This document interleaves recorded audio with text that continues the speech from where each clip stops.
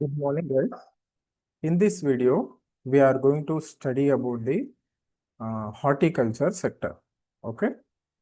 Um, you know very well, horticulture is very important from the point of view of examination. And of course, it is also one of the important components in the agriculture. Okay. We know very well from the UPSC point of view, agriculture is very important. Many number of questions are being asked from the agriculture. So in that context, we have to be thorough with the topics like horticulture, the allied activities, horticulture, animal rearing, uh, you know, the other things. Okay. All these allied activities, about these allied activities also we have to be thorough with. Okay. Right. In this lecture, I am going to provide a comprehensive view about the horticulture sector in our country. Okay. You see, I'm not discussing the individual aspects elaborately, but all the aspects I'm trying to cover in a brief manner, or not brief, but to a significant manner. It's not, expansive discussion, but about each and every aspect, like, potential of the sector, challenges faced by the sector, the contribution of the sector until now to the economy, all these aspects significantly I am going to cover. Okay, this is how I try to make the discussion uh, comprehensive. Okay, right. See, horticulture sector in India, it is very important. Some significant aspects are there. The horticulture sector has paused long back the production in the crop segment, that is cereal segment. Okay, then land used for horticulture cultivation is far less. Only one third of the crop that we use for regular crops or traditional crops, but the production is much more higher. The monetary contribution value that you'll get for horticulture produce is much more than the cereal component, and it's labor intensive compared to the traditional crops cultivation, paddy, wheat, etc. Like that, it has a lot of export potential also. In this way, horticulture sector within the agriculture is very significant. Okay, right. We will see some introduction about the sector. You see, India as or Indian agriculture has a transformed. There is a transition. What is this transition? Not only in value terms, but also in the actual production quantity. Okay. The horticulture sector has transformed or what should I say? It has become number one in production quantity compared to the traditional crops like wheat, paddy, sorghum, etc. So earlier, it was a secondary activity. People used to consider this as a secondary activity, but now it has become the primary economic driver. Okay, and it is characterized by high value crops. The crops that are grown as part of horticulture are high value, like spices, like vegetables, fruits, flowers. They fetch very high value compared to the traditional crops like paddy, wheat, rice, sorghum, maize, etc. Okay, and it is one more important thing is it is a labor intensive activity, means you can employ more and more workers or labor, and thereby they will earn their livelihood. Means the employment generation potential is comparatively high in this sector. Okay, right. We will see some milestones that have been achieved by the horticulture sector until now. So, like I told, its production has surpassed that of food grain output. Okay, uh, consistently, horticulture sector is recording high production volumes than the traditional food grains. Okay,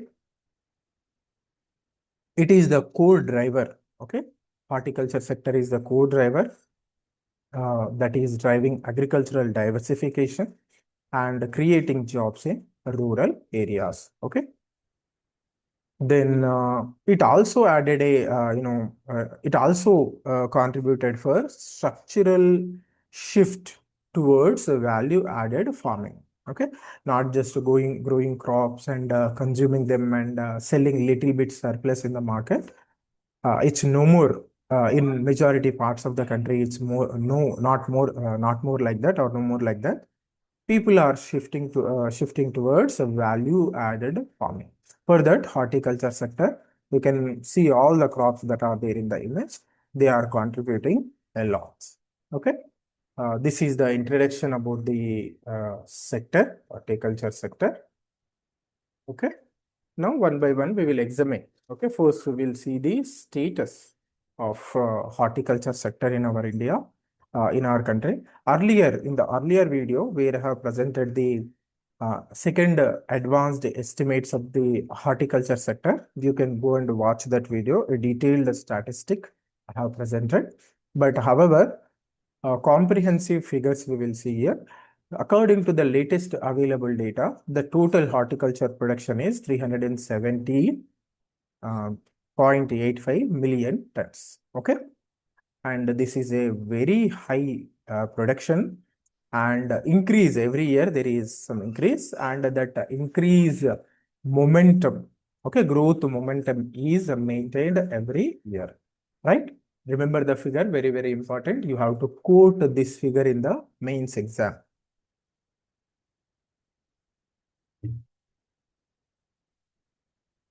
Right. Next, you see the area under cultivation for the horticulture crops is 30.13 million hectares. You see, one thing you have to remember, compared to the food crops, this area is very, very less. Okay, if you see for roughly 300, the food grain production in our country is somewhere around 330 to 340 million tons. Okay, food grain production. And the area under cultivation with respect to food grains is very high. It's close to 80 to 90 million hectares. Okay.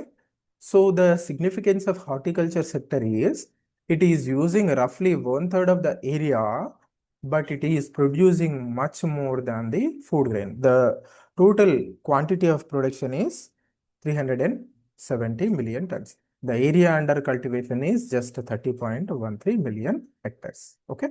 That's why we are going to study one of the significant aspects of horticulture is it is a high intensity cultivation. Okay, crops are highly intensive. Means per acre or per hectare, the production is very, very high with respect to the horticulture crops. Okay, that we are going to study later. Okay, some uh, achievements you can see with respect to horticulture sector. In overall horticulture production, we rank second. We are ranked second, just after China. Okay, so we are the largest producer of fruits and vegetables, trailing only by China. Okay, and in many individual horticulture producers, we are number one, such as in production of mangoes, in production of bananas, papayas, onions, and okra. Okra is lady's finger, bindi.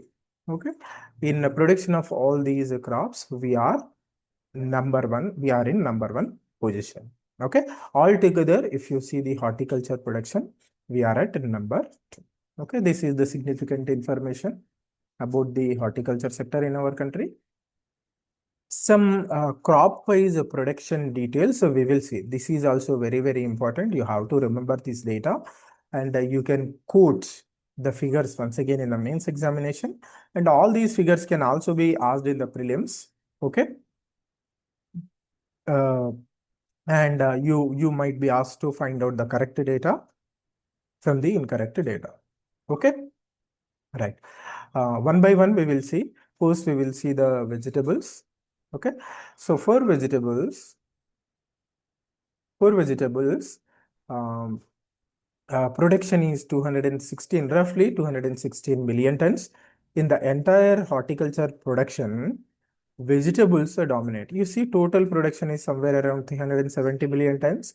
In that, 216 million tons is coming from just vegetables. Okay, so this is the dominant segment within the horticulture, vegetables. It's comprised of pot crops or top crops, also we call them potato, onion, tomato, or top crops, tomato, onion, potato. Okay, and vegetables form the backbone of the horticulture sector in our country. The states that are significantly producing vegetables are Uttar Pradesh, West Bengal, Madhya Pradesh, and Bihar. Okay, these are the major states which are growing vegetables. Then we will come to fruits. The production of fruits in our country is 118 million tons. This is the next significant component after vegetables, but value-wise, value is very high for fruits, that you have to remember. And the production is led by bananas, mangoes, and citrus fruits. This you have to remember. States which are producing fruits are Andhra Pradesh, Maharashtra, Uttar Pradesh, and Gujarat. These are the major states. Then plantation crops, okay, like you know, coconut, cashew nut, cocoa, etc. These are plantation crops. Uh, their production is roughly 18 million tons, 17.97, roughly 18 million tons of production is taking place. The states which are contributing to plantation crops are Kerala, Karnataka, and Tamil Nadu. You know very well, they are characterized by Western Ghats and Eastern Ghats, Tamil Nadu, Eastern Ghats. Okay, so they are very much suitable for plantation crops. Okay, then spices, their production is somewhere around 13 million tons, and we are one of the largest producers of spices in the world, and rightfully India is known as the spice bowl of the world. Okay, the major states which are producing spices are they include spices, include ginger and garlic also. Don't make a mistake. States are Madhya Pradesh, Rajasthan, Gujarat, Andhra Pradesh, but definitely Kerala is also there. Okay, which is very well known for things like cardamom, cinnamon, okay, black pepper, etc., etc. To many types of spices. Kerala is very well known. Okay, then flowers. When we come to flowers, the floriculture sector within the horticulture is registering an explosive growth of 20% annually, and commercial floriculture is growing like anything in our country. Okay, you can observe in day-to-day situations also. Every function, okay, even for small functions, we started decorating. In that manner, commercial floriculture is registering exponential growth. Major states are Tamil Nadu, Karnataka, Madhya Pradesh, Andhra Pradesh, also states like Andhra Pradesh also, they are contributing for flower or floriculture, flower cultivation. Okay.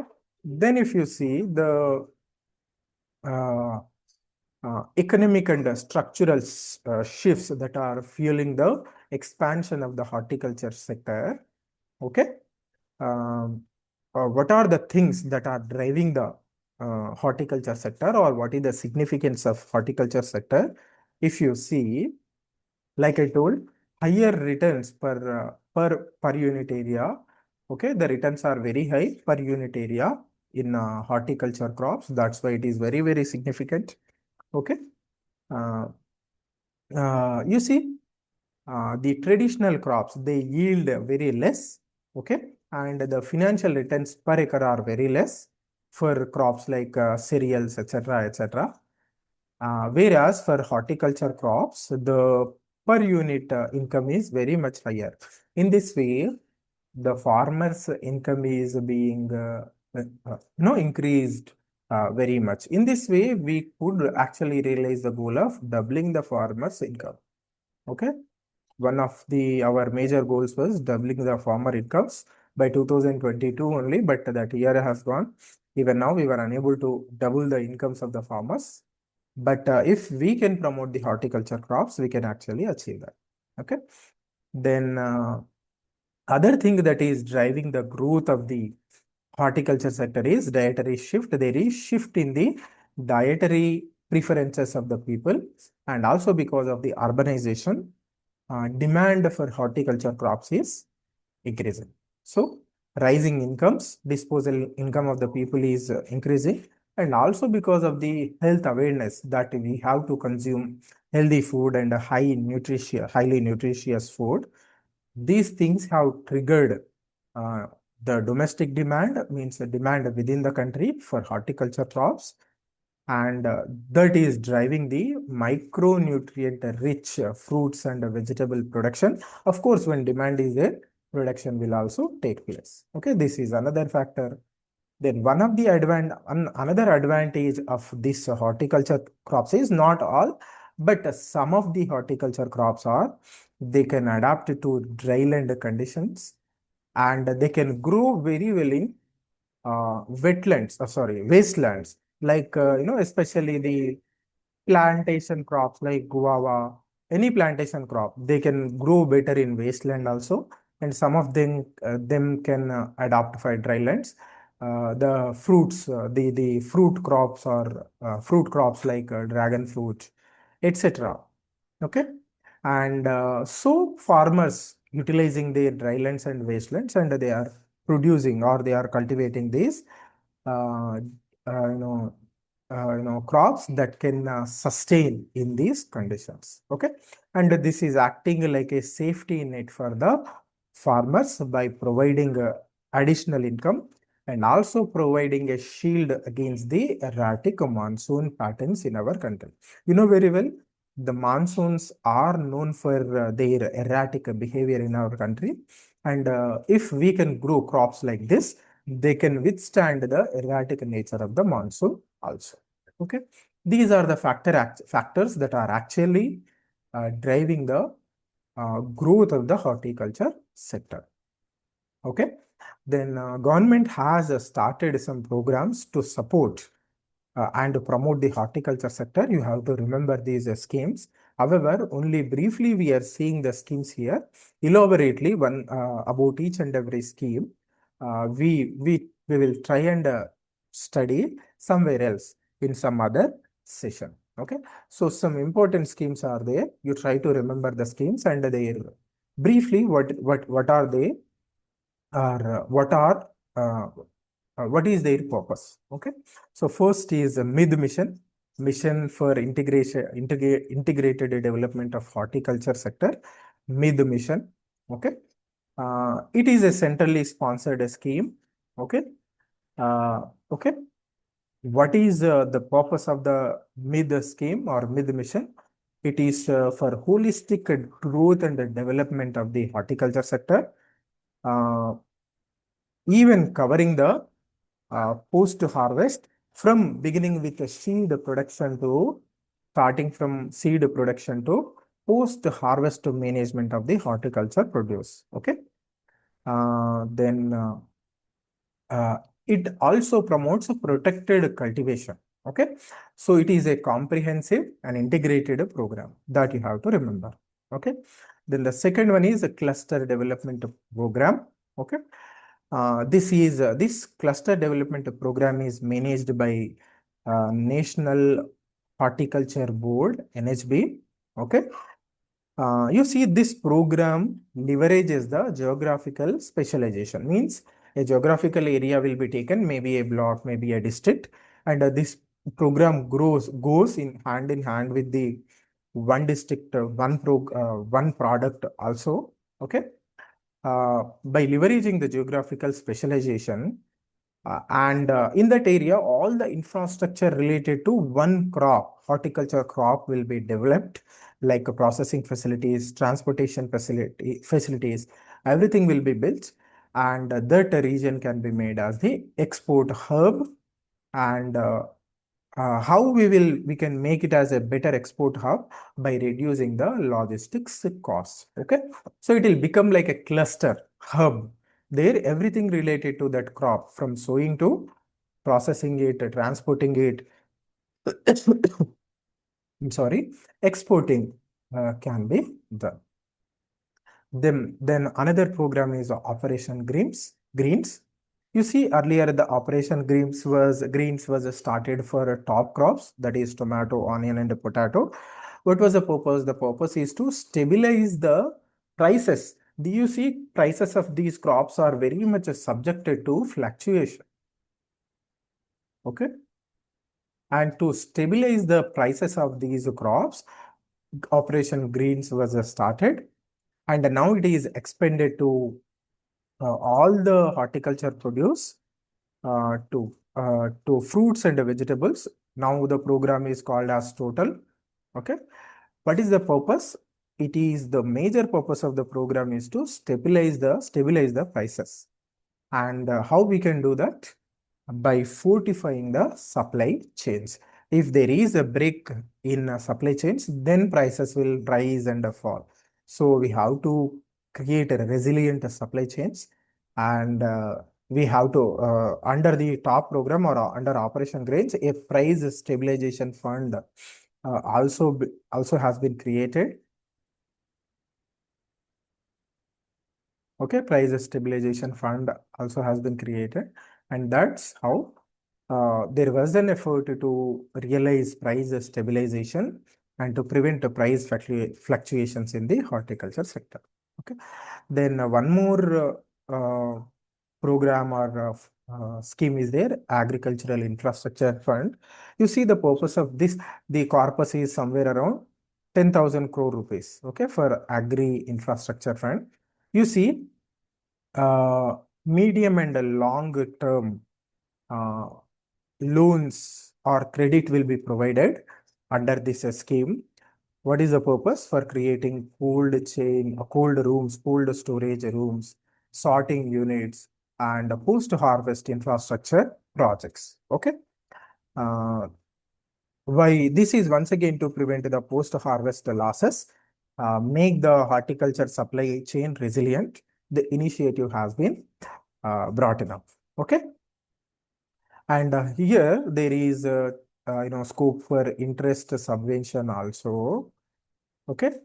There is a scope for interest subvention also. Okay. Then finally, high value tree promotion is also being taken up, like bamboo, etc., etc. You see, uh, the recent budgets, government initiatives, they have focused on crops like coconut, sandalwood, cocoa, cashew nut, and high value nuts, so that they can be produced, they can be, and one more thing you have to remember is they have a lot of export potential.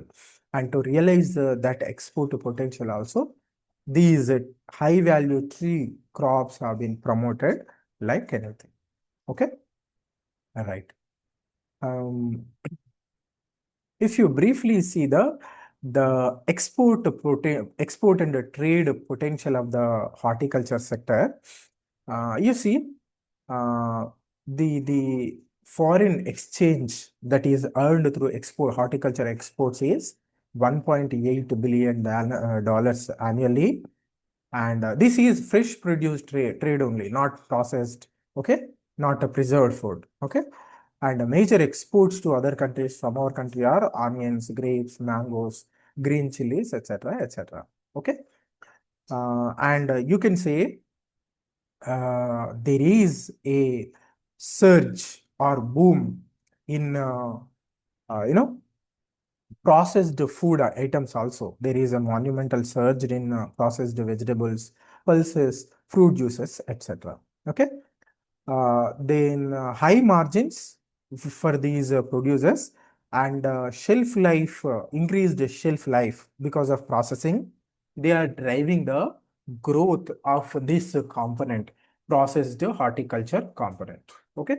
There is for our products, horticulture products, global market is, you know, global market is expanding.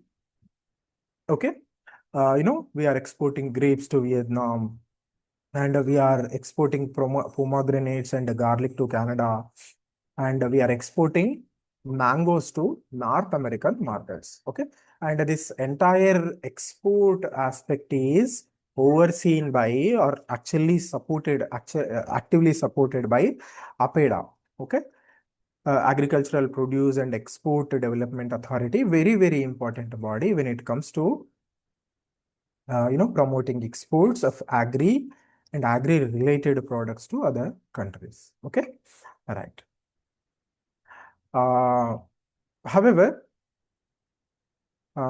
if you see the contribution of briefly, if you see the contribution of this sector to the economy, overall economy, the production, both in terms of value and actual production, it surpassed the food grain production. Then it enhanced the farm incomes. Told it's the produce is very high valued, and it is supplementing the farmers' income. And we have also seen this sector is very labor intensive. So it is providing a lot of employment opportunities, and it is earning foreign exchange reserves also. Annually, we are earning somewhere around $1.8 billion by exporting these horticulture crops to other countries. Then still some untapped opportunities are there to further promote this sector. So there is a rising domestic demand. The disposable incomes of the people are increasing, and the people are also becoming health conscious. So that is also driving the sector. Then there is boom in the processed food sector. People are preferring processed food rather than raw food items, and shelf life of these items is also increasing. And one more thing is new global markets. Okay, we are exporting, we are expanding our or we can say we are diversifying our export markets with respect to horticulture produce. Then climate resilience potential is also there. Some of the horticulture crops are climate resilient. They can grow in difficult conditions. All these opportunities and the potential, opportunities are there for us with respect to horticulture sector. Okay. Then we can unlock the hidden value chain potential also. You see, roughly it is estimated that 15 to 30% of the horticulture produce, once it is produced, it is going waste. Okay, losses are there.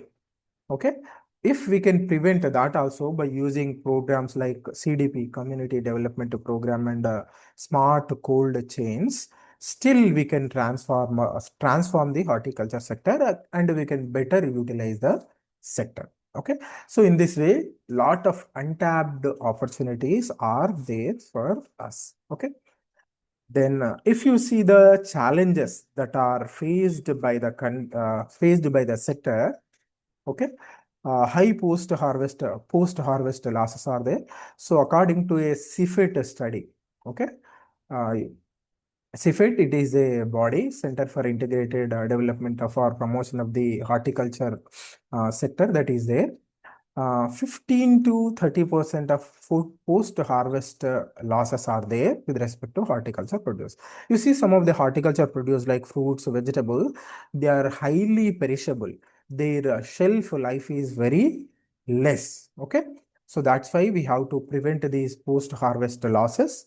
For that, what is the solution? Either we have to process them or we have to create a robust value chain. Okay, cold chain network we have to create so that we can properly store them. Then another problem is price volatility. You see, boom and bust cycles are very regular in horticulture produce. You might have heard this for top crops, tomato, onion, potato. Okay, some seasons they are very much highly available and their prices hit bottom. Some seasons they are not at all available and their prices will skyrocket like anything. Okay, so this is another problem, boom and bust cycles. So we have to manage that appropriately. Then the supply chains are not proper. We already studied that there are supply chains are fragmented. There is no cold storage facilities. Transportation of these crops is also not proper. We need refrigerated, what should I say, containers to transport them. That is also not available, unfortunately, because of that a lot of, you know, wastage is taking place. Then phytosanitary barriers are there. You see, there are restrictions in markets like European Union and United States of America. Okay, uh, strict chemical residue limits are there. Okay, they are called as sanitary and phytosanitary restrictions. Okay, then strict quarantine standards are also there, especially in EU and European Union.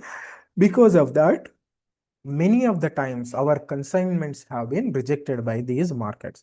It is creating a lot of trouble in exporting our horticulture produce to the these very high potential markets. Okay, that is another problem. So what is the way forward? How we can overcome this problem? The problem can be overcome by creating smart cold chains. Okay, and creating something like digital traceability, expanding portals like veg.net. Okay, we can track the farm to fork movement of the horticulture produce, and we can comply in that way. We can comply with the export aspects also. Then another very important initiative that we can do is further encourage the farmer producer organizations. Okay, they can in this way we can better help the small and marginal farmers. Our production agriculture sector is very decentralized. The segment is dominated by small and marginal farmers, not just agriculture, but in that horticulture sector is also. They lack many things, small and marginal farmers. If we can encourage farmer producer organizations and we can bring them, the FAO will supply the bulk imports and it can directly procure from the uh, farmers, and then they can directly sell it to the corporate and retail. Corporate and retail tie-ups can be taken up. Okay, FPO will work like a company of all these small and marginal farmers. Okay, then another thing is we can do is value addition. Okay, we are talking a lot about processing and value addition in our horticulture sector. But if you see for entire agricultural produce, if you see value addition is taking place only for the 10 to 12% of the total production. Still, there is lot of potential. We have to take it to somewhere around 40%. Okay, value addition, and that is also going to benefit us a lot. And for that, we have to promote the food parks, mega food parks, etc., etc. And that will reduce the perishability of the produce, and that will increase the shelf life of the produce. And people can be farmers and consumers can be benefited because of that. Okay, right. This is what you have to know in some significance about the horticulture sector. Okay. Then in detail, maybe specific areas we can take like, okay, specific areas we can take like marketing of the horticulture produce, processing of horticulture produce, or schemes and their evaluation, how they have performed, etc., etc., in other videos. Okay, right. So this is it for today. See you next time. Until then, you have a very good time. Okay.